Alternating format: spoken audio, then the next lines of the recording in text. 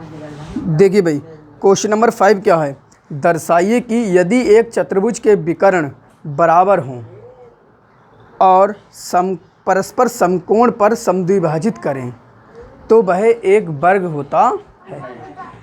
एक चतुर्भुज दिया गया है और उस चतुर्भुज के विकर्ण आपको कैसे दिए गए हैं, बराबर दिए गए हैं, ठीक है, और परस्पर समकोण पर समद्विभाजित कर रहे हैं तो वह एक वर्ग होता है, ऐसा हमें सिद्ध करना है। तो मेरे प्यारे विद्यार्थियों, क्वेश्चन नंबर 3 में हमने इस टाइप का क्वेश्चन कराया था कि चतुर्भुज के विकर्ण परस्पर समद्विभाजित करते हों, परस्पर समकोण पर समद्विभाजित करें तो वो एक समचतुर्भुज होता है। तो इसका मतलब है कि जो क्वेश्चन नंबर 5 है, यहाँ हमें दिया गया चतुर्भुज के विकर्ण परस्पर समकोण पर समद्विभाजित कर रहे हैं। इसका मतलब क्या है, इसका मतलब ये है कि यह क्या होगा, समचतुर्भुज होगा। यदि किसी चतुर्भुज के विकर्ण परस्पर समकोण पर समद्विभाजित करें तो वह चतुर्भुज समचतुर्भुज कहलाता है, और इस बात को हम क्वेश्चन नंबर 3 में प्रूफ कर चुके हैं। तो क्वेश्चन नंबर 5 देखिए क्या है, एक चतुर्भुज बना लीजिए, ये अपना ABCD एक चतुर्भुज हो गया, ABCD, ये इसके विकर्ण हुए, ठीक है। ऊपर काटते इन्होंने ऐसा कहा है, ठीक। तो आप लिखोगे बी नो डैट, हम जानते हैं, क्या जानते हैं कि यदि किसी चतुर्भुज के विकर्ण, यदि किसी चतुर्भुज के विकर्ण परस्पर समकोण पर समद्विभाजित करें तो वह एक समचतुर्भुज होता है। इसका मतलब हमारा क्या हो जाएगा कि ABCD एक समचतुर्भुज हो जाएगा। समचतुर्भुज का मतलब इसकी चारों भुजाएं कैसी होंगी, बराबर होंगी। AB बराबर CD बराबर AB बराबर BC बराबर CD बराबर कितना हो जाएगा, DA हो जाएगा। इसकी चारों भुजाएं कैसी हो जाएंगी, बराबर हो जाएंगी, ठीक है। इतनी बात समझ में आ गई।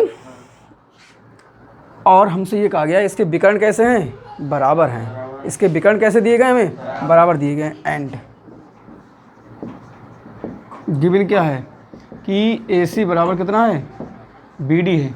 चलिए इसको प्रूफ करते हैं अब, ठीक है। वर्ग सिद्ध करना है तो वर्ग में क्या 3 विशेषताएं होती हैं, उसकी चारों भुजाएं बराबर होती हैं, चारों भुजाएं बराबर हो गई, ठीक है। विकर्ण बराबर होते हैं, विकर्ण बराबर हमें दिए गए हैं, और प्रत्येक कोण 90 डिग्री का होता है। अब हमारा काम ये है कि हम इसके प्रत्येक कोण को 90 डिग्री सिद्ध कर देंगे, तभी हमारा क्या कहलाएगा, वर्ग कहलाएगा। तो 90 डिग्री सिद्ध करने के लिए हमने क्या किया, प्रूफ में क्या किया, हमने एक त्रिभुज ले लिया BAD, त्रिभुज BAD बा त्रिभुज ABC में क्या हो जाएगा, AB बराबर किसके हो जाएगा, AB हो जाएगा, कॉमन हो जाएगा। और सुनो AD बराबर क्या हो जाएगा, AD बराबर BC हो जाएगा, ठीक है भाई। और AB बराबर AB, ठीक है, चूँकि यहाँ आप लिख लो इस तरह के ज्ञात है, यहाँ से सब कुछ ज्ञात ही यही, ठीक है। AB बराबर AB ये अपना उभयनिष्ठ है, और दो चीज़ें बराबर हो गई। BAD इस वाले त्रिभुज में BD और इस वाले त्रिभुज में AC कैसे हो जाएंगे, अरे ये इसके बराबर, ये कॉमन, ये इसके बराबर हो जाएगा, नहीं हो जाएगा। अरे विकर्ण BD और AC बराबर हैं तो BD किसके बराबर हो जाएगा, AC के हो जाएगा, नहीं हो जाएगा, कहाँ से, ज्ञात है, ठीक है। इतनी बात समझ में आ गई।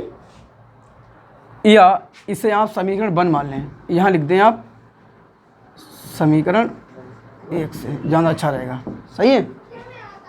3 चीज़ें बराबर हो गई, इसलिए त्रिभुज BAD सर्वांगसम हो जाएगा, त्रिभुज BAD सर्वांगसम हो जाएगा त्रिभुज BAD ABC के, ABC बाई SSS रूल। ठीक है, और जब ये त्रिभुज सर्वांगसम हो गए तो इसका ये वाला कोण BAD बराबर हो जाएगा किसके, कोण ABC के। इसे समीकरण नंबर मान लो 2। ठीक है, अब एक बात बताओ, आप जानते हैं कि जब दो समांतर रेखाओं को एक तिर्यक रेखा काटती है तब तिर्यक रेखा के एक ही ओर के अंतःकोणों का योग कितना होता है, 180 डिग्री हो जाता है। अब आप लिखेंगे कि चूंकि AD समांतर है BC के तथा AD समांतर है BC के तथा AB एक तिर्यक रेखा है। AB एक कैसी रेखा है, तिर्यक रेखा है, इसलिए कोण कोण BAD प्लस कोण ABC बराबर 180 हो जाएगा। कोण BAD की जगह हम कितना लिख सकते हैं, ABC प्लस कोण ABC बराबर 180 हो जाएगा समीकरण 2